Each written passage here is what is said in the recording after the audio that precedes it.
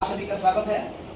और घटानुकरणी पार्ट 2 के लिए जो कल पार्ट 1 वीडियो में डाले हैं, जिसको सूत्र को समझाए थे, उसी आधार पर क्वेश्चन हम लेकर आए हैं।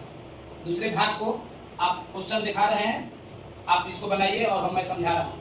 पहला क्वेश्चन टाइप नंबर 1 है कि रूट के अंदर 21 है और रूट के अंदर प्लस के बाद रूट 11 है प्लस रूट 25 है। जब ऐसा सवाल दिखाई दे क्वेश्चन या कंपटीशन में कहीं भी, तो आप इसको बहुत ही आसान तरीकों से आप बनाइएगा। विस्तृत जानकारी से भी बनेगा, लेकिन विस्तृत जानकारी के चक्कर में आप मत पड़िएगा, क्योंकि जब ये सवाल ऐसा दिखाई दे तो ऐसे क्वेश्चन का आंसर हमेशा अंत से स्टार्ट करना चाहिए, अंत वाले शब्दों से बनाया जाएगा। जैसे आप ही बताइए कि 25 है, ये 25 जो है इसका वर्गमूल कितना होगा, आप बताइएगा 5। 25 का वर्गमूल आप बताइएगा 5। यही 5 जो है 11 में आप जोड़ दीजिए। आप 11 में जब जोड़ दिए तो कितना बताए, 11 5 कितना होता है, तो आप बताइएगा 16। तो 16 जो रूट में होगा उसका वर्गमूल कितना होगा, आपका 4। यही 4 अब आपने 21 में जोड़ दीजिएगा। 21 में जोड़ दीजिएगा तो कितना होगा, रूट में डाल दीजिए 25। अब 25 का वर्गमूल कितना होगा, यानी 5 होगा। यही आपका आंसर होगा। फिर से आप सवाल समझिएगा। पहले ऐसे क्वेश्चन जब कंपटीशन में मिलेगा तो सबसे पहले आप ये बताइएगा कि अंत वाले क्वेश्चन का देखिएगा आसानी से वर्गमूल निकल रहा है कि नहीं। नहीं निकलेगा तो कठिनाई होगी।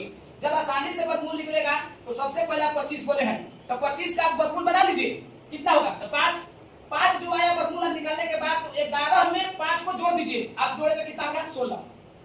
16 का वर्गमूल कितना होगा, आपका 4 को 21 में आपने जोड़ दीजिए तो कितना हो गया, 25। और 25 का वर्गमूल कितना होगा, 5। यही आपका आंसर हो गया।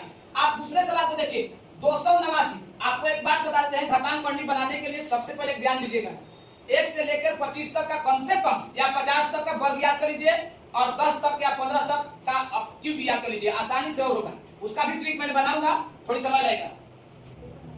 उसके बाद 289 का वर्गमूल आप निकालिएगा तो कितना होगा, आपका 17। 17 में आप 32 को जोड़ दीजिए। आप 17 में 32 को जोड़ दीजिएगा तो कितना होगा, 49।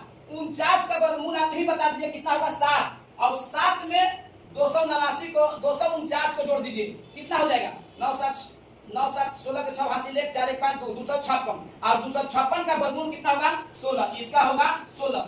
यहाँ तीसरे सवाल में जो है घटाव है, तो आप घटा कर इसको बनाइएगा। आप कमेंट बॉक्स में आप इसको बताइएगा कि इसका आंसर कितना होगा। इसका आंसर कितना होगा आप लोग को बनाना होगा। टाइप नंबर दूसरे का सवाल देखिए आप किस तरीके से आपको बनाना है। टाइप नंबर दूसरे सवाल को हम समझा रहे हैं, थोड़ा ध्यान दीजिएगा कि इसको कैसे बनाना है। एक बात आप याद कर लीजिए, रूट में आपके सामने 24 लिखा हुआ है, इसका मान दिया हुआ है। इसका मान किसी को बनाने की जरूरत नहीं है। आप निकालिएगा रूट 24 का वर्गमूल तो 4.899 होगा। बनाने की जरूरत नहीं, याद हो जाएगा तो अच्छा है, कभी काम करेगा। लेकिन जब रूट में इसका मान दिया हुआ है 8/3, तो आप देख लीजिए ना 8 की वर्गमूल है, ना 3 की वर्गमूल है और ना किसी का मान है। लेकिन सवाल में दिया हुआ है कि 24 का वर्गमूल पहले आपको दिया हुआ है, तो पहले आप उस समीकरण को 24 बनाइए। तो 24 आप बनाइएगा तो सबसे पहले इसमें 3 से और 3 से गुना कर लीजिए, समीकरण कीजिएगा। आप अगर 3 को कटा दीजिएगा तो बात तो सेम हो गया, कोई फर्क नहीं पड़ा। तो जब कोई फर्क नहीं पड़ा तो आप पूछिएगा कि हम 24 क्यों लिखे, 3 क्यों लिखे।